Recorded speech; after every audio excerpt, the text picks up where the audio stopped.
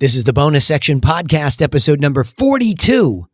The top 4 quick and easy action steps to getting more of what you want. Are you the type of person that knows you were meant for something greater in this lifetime and that somewhere inside of you, there's just this bigger version trying to break free, but in spite of all your self-development attempts, you just can't seem to find the way up? Well, then, hey, you're definitely in the right place. I'm Danny Griffin, the founder of the bonus section and the host of this podcast, and a person just like you trying to learn how to live the most fulfilling life possible. Now, to help you take immediate action to get moving in a better direction, we take all the notes from each episode and we post them at freethinkingtools.com. All right, let's get started here. We are going to talk about the top 4 quick and easy actions to getting more of what you want. And you know me, I'm not a hyperbole guy, and I know that might sound a little cliche, but this is the stuff that I actually coach on and I do myself. So the first one here is give yourself permission to do what you love. I mean, if you want something out of life, then isn't that the point? If you want to get it, don't you have to give yourself permission to go get it? And I think that's really a problem. I think oftentimes that sounds so easy, but usually let's start with other people and their tremendously negative influence on our ability to pursue what we love sometimes, not all the time. There are many mentors, parental guides, teachers, whomever it might be that really get up underneath us and say, go for it. Yes, I agree. I see the same thing in you that you see. And they empower us. And then all of a sudden the fear starts to come off. The self-doubt comes off. And we believe ourselves to have the efficacy or the capability to go and get that thing. And so sometimes there are those people, but a lot of times there are not. Because a lot of the people that surround us, they have their own limitations and they have their own worries and their own fears. And sometimes they don't even know what they're saying, that they're killing our dreams. They're squashing us. So it really could be that maybe some of us are lucky enough to have the mentors who push, maybe some unlucky, but I'll go one step further. What about you? I mean, look, what about you just giving yourself that moment of permission to do only what you want to do? I mean, look, you're going to figure out a way to make a living. And perhaps you have to take a job where you can make cash, or even like what I think to myself very often, and I did this when I was in college, I got a job that could pay me the most amount of cash so I could go down to the grocery store and buy the food that I wanted to. That's what I did. Right? So I think when you're pursuing your dreams, but obviously I was in college because that's my reference. And so I was there studying hard to try to learn economics, which would turn into a business career. So I was doing things at night that put food on the table, paid my rent so that I could go to school. Because that was the way to go get what I loved, business, pursue business. That's what I wanted. So you see, you will figure out ways. When I say give yourself permission to do what you love, it doesn't mean drop everything else. That's not what it means. Don't be ridiculous. I mean, we all have this hierarchy of needs that we have to take care of. Ask Maslow. Go back and look at his chart. Of course, we need some of the very basics of life. We need to be able to have our biological functioning happening. And clearly that requires some food, some water, some sleep, some shelter. So we have to do something that in the beginning of our lives, we're not living this big, beautiful, robust dream life. We have to just be practical. And what's wrong with that? Why do we all go kicking and screaming, I don't want to work in a grocery store, humping groceries. And, yes, you do. Because if you get a discount on your food and healthy food at that, I'd be running right down to somewhere like Trader Joe's or Whole Foods tomorrow morning if it was me. I'll be working my tail off for those people, having a good time, talking to people, getting a discount on my groceries, going home happy. Tomorrow morning, when I was in school, I went and got my bartender's license because I knew that was the fastest path to getting the cash that I needed to eat and to be able to do the things that I needed to do. So, but again, I was giving myself permission beyond that to think big, to have big dreams, and just start that other journey. So that's the kind of permission I'm talking about. Set the vision, at least, for the dream life that you will have, okay? And give yourself permission to do it, even if you have to do some pragmatic or practical things to survive in the early days. And so the next thing is, point number 2 here is study people who already do what you love and research how they got there. Sort of like the duh moment, right? I mean, for the most part, unless you're a super creative inventor, even then, I mean, I can imagine, during Edison's time, watch the movie on Edison. It's fascinating, or a movie on Edison, or read a book. I've done both multiple times. And I'm just fascinated that during that time, there were other people who were messing around with electricity and inventions. And again, he was just unique in that. But there were other people who were successfully pursuing certain things. So at least he had contemporaries. And I'm talking about a guy that has a certain level of creative genius. And still, there were plenty of people that he could search, at least competitors. And the people that wanted to do what he did, they just studied him. So, for example, I have a son who's thinking about a Wall Street career, and he starts asking questions about hedge fund managers. And I said, well, why don't you just go look at this guy? Why don't you go back and go all the way back to his schooling? When you look at his schooling, try to figure out at that school, what sort of finance classes do they teach? What kind of ranked school is that? What kind of connections might he have made there? It's research and it's stupid simple. Thank God for the phone and the little white search box, right? I mean, it's amazing. I still drive my kids crazy because I make them study success all the time. And it's not just the people, it's the places, it's the geographies, it's the processes. And ultimately, I'll get into this in a second, there's more than that. But if you study these people who already do what you love and research how they got there, now all of a sudden it becomes practical. See what I mean? You might look at, say, a great inventor and pale in comparison and have a struggle. I'm not talking about the best of the best, but there are a lot of, say, professional actresses. There are a lot of hedge fund managers. There are a lot of fabulous teachers, ballet dancers. I go on and on. I'm not going to come up with 1,000 different examples. You get the point.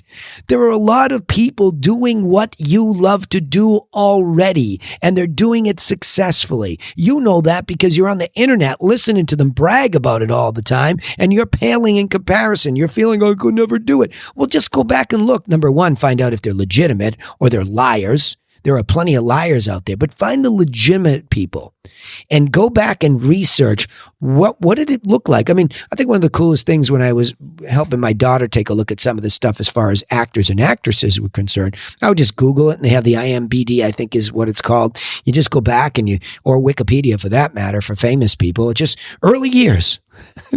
You go right there, and there it is. Oh, here's how many siblings they had, and here's where they lived, and here's what schools they went to, and then you go research a little bit more. Oh, and this is how they found their agent. You see what I mean?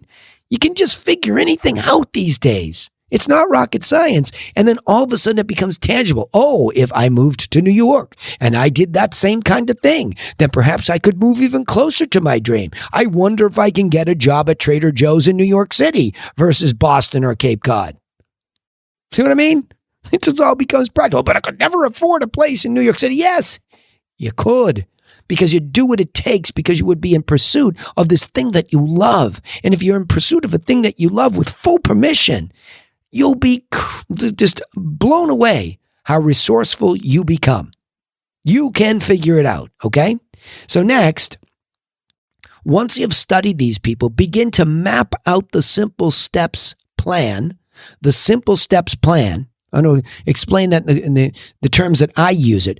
I found this great free software called XMind on the internet long ago, xmind.net. And I downloaded XMind 8, and all of a sudden I could just think and plan in a very simple visual way. I'm extremely visual. I don't like long books. If I can see a picture in a flow chart, I'm in heaven. So I start to map out the plans. If I want to be this thing, what are the major things I have to do? So I would have to move here, and I would have to do these things, and I need to get a job there. So I'd start to list off the real practical things, right?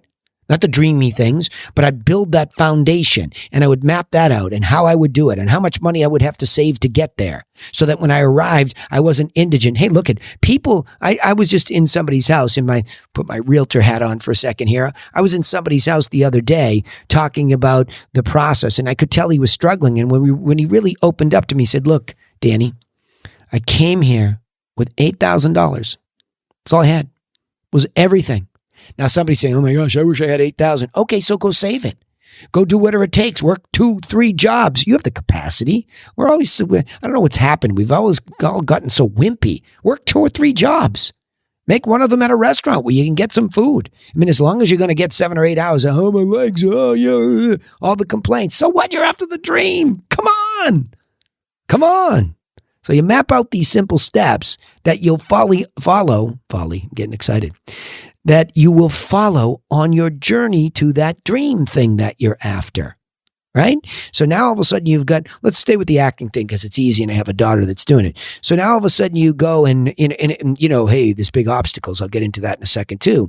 But, all of a sudden there's this practical plan to whatever you need. You need a car, you need a place to live, you need food on the table. So you need to see where that job is, where they would hire just a hardworking person. And those jobs are everywhere. Stop saying they're not. Stop saying they're not. Stop saying they're not. And a lot of them are online these days. People are starving for help. I'm hiring people all the time for microeconomic help on stuff I don't know how to do because the beat goes on. Right? So there are jobs and you start to fill them in with the plans, but then you start to layer in, okay, if I can make X number of dollars, then I won't have to have the third job. And with the third job, then I'll phase that out and I'll take that extra acting class because it's 2 times a week for 2 hours a piece. And this is where it is. And I'll have saved enough money for the 6-month course that I can be in. And when I'm there, then I'm going to try to make all the connections with the people in there. Can I meet any writers? Can I meet any directors? Can I collab with any of the other folks that are there? Now I make all these connections online. And you see what I mean? The plan goes on and it grows legs and it grows legs and you start to get more educated and it starts to get more tangible and it starts to get more real. Now, the last point here is, but there are obstacles on the way and you'll get blown off course. So here you are. And you're out in Los Angeles and you get a part in a play and you get a great critical write-up. And the next thing you know, COVID comes and boom, just like that, everything shut down. So what do you do? Do you turn tail and do you run home and do you say, oh, this wasn't for me and I knew it, the world conspires against me? Those are cognitive distortions, by the way. Look up cognitive distortions. You can find those on the internet too. We exaggerate the points. It's the catastrophizing of an event, even when it is a catastrophe for the economy. We just adjust. So the point is, expect many obstacles and see them as opportunities to speed up your journey. If everything's shut down and there's no theater and there's nothing happening, what could you do to go online? To practice your craft, to build out your YouTube channel, to sit in a room with a green screen behind you and a recorder in front of you, your phone. It's never been so easy to constantly lean in when the dog bites. And the dog bites. Lean in, I teach my kids. If a dog ever bites, you don't pull back. That's when the flesh gets pulled away. Lean into that dog. And make it your opportunity and make that chokehold let go and a new opportunity open up because now you're speeding up the journey and you're speeding it up by all of a sudden new doors are opening, new creative wirings are happening, new perspective is being gained. See, what was, it seems like that's the way, but like a guided missile, we get blown off the path all the time. What you think, by the way, when you start a journey and it's brand new, even if you've studied somebody, even if you've built your plan, as you're going along, what you don't see in between the lines of that person that you were studying was they got beaten up all the time. But it was their resilience. It was them leaning in and just dealing with it. And see, this is where emotional quotient becomes a really big part of the story. Intellectually, a lot of you get this and you can give yourself permission. Well, that's emotional. You can give yourself permission, but you could do it logically by saying, well, why not me? Right? That's logical. And then you could study people. That's clear and in front of you. And then there are simple steps that those are obviously built from other people's success. But then, of course, everybody bumps into the wall on a constant basis. There's no such thing as smooth sailing. It's just not. If there is, it doesn't last that long because something goes wrong. You have to tack, even on a beautiful, smooth sailing day. I'm no sailor, but I get it. You got to tack the boat. You got to move it in a different direction. Everybody's got to get up and run from one side to the next. You get it, right? I mean, there's no such thing. Everything's an obstacle. Everything gets in the way. But those are the lessons that you want to look for. When doesn't it go your way? When are you too tired? When are you thrown off? Lean into those things because you're actually speeding up your journey. If you are fortunate enough early on in your journey to get blown off course, it makes you think. You have to think, all right, I was off to a good start. I really got going, and now it's not happening. What can I do? Well, you get on as long as the internet doesn't shut down, think into the box. What comes up? Read articles, make your adjustments, do something online versus we can't go in anywhere because it's a pandemic. Okay, but that didn't stop any of us from being online. In fact, we have proliferated online faster than anything I've ever seen because of the opportunity of being locked down, not the dilemma of being locked down. All of a sudden, there's a brand new app like Clubhouse, and we're listening at accelerated rates. We're listening to more audiobooks. We're staying home and reading books, for crying out loud, because we can't go running around. You see what I mean? That's how you accelerate. That's how you speed up your intelligence. When you lean in, when the dog bites. So let me go back over this. These were just the top 4 quick and easy actions to getting more of what you want. And this is what I talk about all the time with my coaching members. I do it myself, my kids. You can do it too. 1, give yourself permission to do what you love. Stop listening to everybody else. 2, study people who already do what you love and research how they got there. 3, map out the simple steps plan that you will follow on your own journey to get there. 4, expect many obstacles and see them as opportunities to actually speed up your journey to get more of what you want. All right, let me summarize it this way. Many of us waste too many years of our lives trying to fulfill other people's definition of who we are and what we should be doing, instead of giving ourselves permission to break the chains and do what we love to do. Once free, we simply have to find someone living a similar dream, research their steps, build our plan, and lean into the obstacles to speed up our journey. All right, remember, you can take immediate action to get moving in a better direction because we take all the notes from each episode and we post them over at freethinkingtools.com. We leave a couple episodes up there for a bit so you don't get confused with too much to do. We just want you to work on thinking. That's it. Main goal here, think. Think your way to better for yourself. Also, don't forget you can subscribe to this podcast on iTunes, Spotify, or wherever you listen. And you can find us on any of the social media channels under the bonus section. And if you crank it over there, you won't miss out on any of the episodes, okay? We'd also appreciate it if you would share our content with other people just like you so they get the help that they need and you can join our big mission of becoming people for others. That's the main body of work here. Just be a person for others. Get up underneath people, serve them, good things happen. Hey, thanks for listening, but remember, nobody's coming for you. Nobody. So go get to work on a plan for you and your own life. And we'll see you in the next episode to help you do just that. Thanks again.